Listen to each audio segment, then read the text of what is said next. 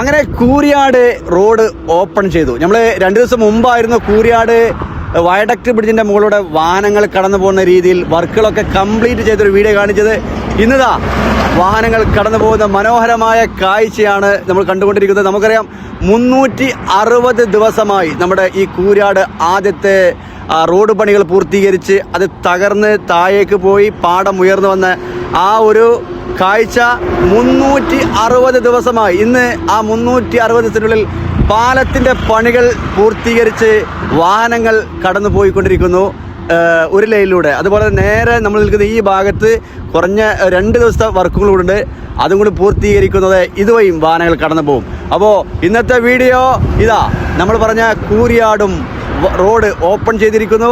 അതുകൊണ്ട് തന്നെ കോഴിക്കോട് ഭാഗത്തുനിന്ന് വരുന്ന വാഹനങ്ങൾക്ക് കുളപ്പുറത്തെത്തിയാൽ ബ്ലോക്കായിരുന്നു, വാഹന ഗതാഗത കുരുക്കായിരുന്നു. ഇനി അത് പൂർണ്ണമായും ഇല്ലാതായി വാഹനങ്ങൾ ഇതുവഴി കടന്നു പോകുന്ന ആ ഒരു മനോഹരമായ കാഴ്ച.